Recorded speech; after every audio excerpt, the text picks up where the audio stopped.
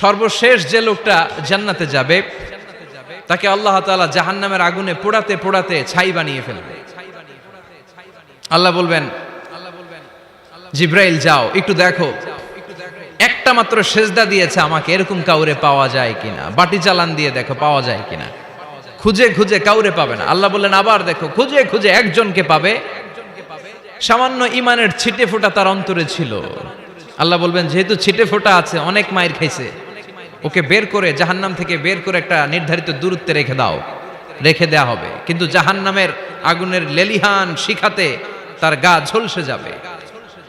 সে আল্লাহর ডেকে বলবে, মাবুদ তোমার কাছে আমি কিছু চাই না, জাহান্নাম থেকে তুমি আমাকে বের করেছো, জীবন নদীর পানি তুমি আমার গায়ের মধ্যে ঢেলে দিয়েছো, আমি আবার সজীবতা ফিরে পেয়েছি। আমি তোমার কাছে জান্নাত চাই না, শুধু নিরাপদ একটা দূরত্বে আমাকে রেখে আসো, যাতে জাহান্নামের আগুন আমারে কষ্ট দিতে না পারে। আল্লাহ আমি কিন্তু তোমার কাছে জান্নাত চাই না। কি চাই না? জান্নাত চাই না, কিন্তু জাহান্নামের আগুন আমারে কষ্ট দিচ্ছে, এতটা দূরত্বে রাখো যাতে জাহান্নামের আগুন আমার গায়ে না লাগে। আল্লাহ বললেন ওকে রাখবো, কিন্তু আমার সাথে একটা কন্ট্রাক্টে যেতে হবে, যে এটা তোমাকে দিলে তুমি আর নতুন করে কিছু চাবা না। সে বলবে আমি রাজি, কন্ট্রাক্ট হয়ে যাবে। আল্লাহ জিব্রাইলরে বলবেন যাও এমন দূরত্বে রাখো যাতে জাহান্নামের আগুন ওরে কষ্ট না দেয়। রেখে আসা হবে, অনেক দিন সে ওখানে আনন্দে থাকবে, আল্লাহ শুকরিয়া করবে। সে মনে মনে বলবে বেঁচে গিয়েছি, আমি বেঁচে গিয়েছি, জীবনে আর কিছু চাই না, জাহান্নাম থেকে আমি বেঁচে গিয়েছি। অনেকদিন থাকার পরে মনে মনে ভাববে বাইসা তো গেছি, কিন্তু নতুন করে একটু ট্রাই করে দেখি, জাহান্নামের সৌন্দর্যের দৃশ্য একটু চোখ দিয়ে অবলোকন করা যায় কিনা। সে আল্লাহরে ডেকে বলবে আল্লাহ ইনদি সুআল, আমার একটা ফরিয়াদ আছে। কি ফরিয়াদ? আল্লাহ আগেই বলে রাখি আমি কিন্তু জান্নাতে যেতে চাই না। আল্লাহ বলবেন কি চাও? সে বলবে আল্লাহ তোমার জান্নাতটা তুমি কত সুন্দর করে বানিয়েছো, আমি একটা নজর শুধু দেখতে চাই। জান্নাতের দরজার সামনে নিয়ে যদি আমারে বসিয়ে রাখো, দ্যাটস ইনাফ, আর কিছু চাই না, শুধু জান্নাতের দরজার সামনে। আল্লাহ বললেন তুই না ওয়াদা করেছিস, তুই না চুক্তি করেছিস। সে বলবে আল্লাহ আমারে হতভাগা বানাইয়া তোমার কি লাভ? সুবহানাল্লাহ পড়েন।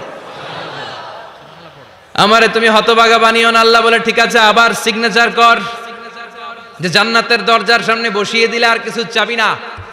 সে সিগনেচার করে বলে আমি চাবো না। আল্লাহ বললেন জিব্রাইল বেচারারে ধরে জান্নাতের গেটের সামনে বসায় দে। এবার জান্নাতের গেটের সামনে বসে বসে জান্নাতের সৌন্দর্য দেখা শুরু করবে। সুবহানাল্লাহ।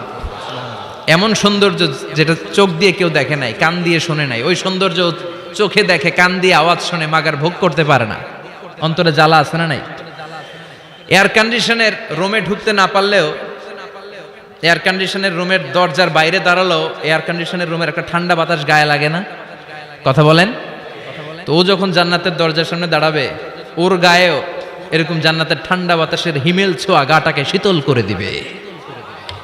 ওই শীতল হয়ে যাওয়ার পরে আর তো সহ্য হবে না, আবার আল্লাহরে ডাকবে, মনে মনে ভাববে আর একটু ট্রাই করি না, দোষ কি, আস্তে আস্তে অনেক দূর তো আগাইছি। সুবহানাল্লাহ কইবেন না?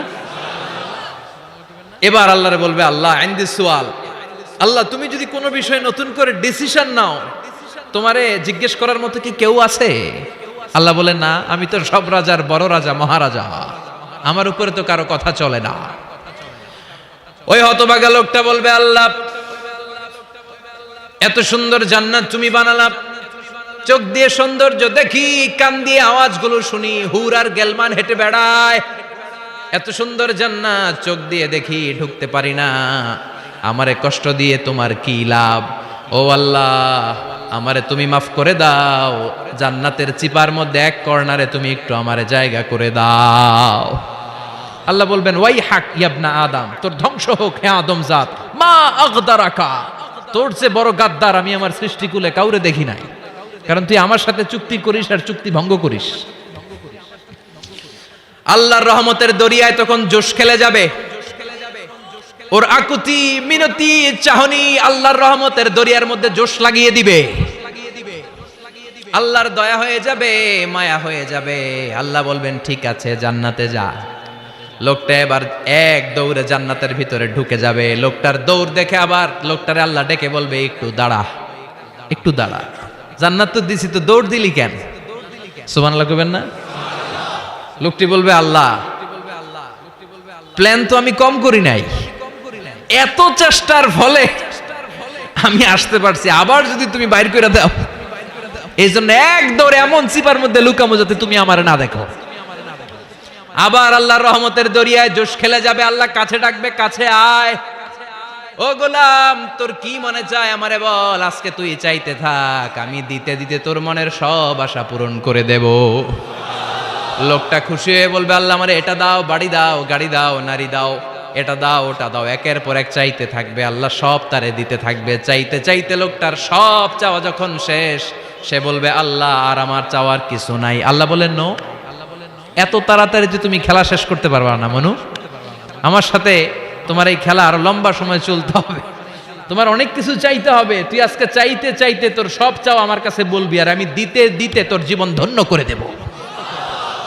সে আবার চাইতে শুরু করবে, আল্লাহ এটা দাও, ওটা দাও, ওটা দাও, আল্লাহ দিতে দিতে সব দিবে। এরপরে বলবে, আল্লাহ মাফও চাই, দোয়াও চাই, আর চাওয়ার কিছু নাই। আল্লাহ বলবেন, তাই ঠিক আছে, তোরে আমি জান্নাতে ঢুকাই দিলাম, তবে মনে রাখিস তোর জান্নাতটা হবে সবচেয়ে ছোট জান্নাত, আর তোর জান্নাতটা হবে এই পৃথিবীর 10 গুণ। চিল্লায় এখন সুবহানাল্লাহ। বুখারীর বর্ণনা, আখিরু মান দাখালাল জান্নাহ, যে লোকটা সর্বশেষ অনেক মাইর খাইয়া রিমান্ডে থাকার পরে জান্নাতে ঢুকবে, তার জান্নাতটা যদি পৃথিবীর 10 গুণ হয়, তাহলে আমাদের সবাইরে ফেরদাউসে ঢুকাতে আল্লাহর কোনো সমস্যা আছে?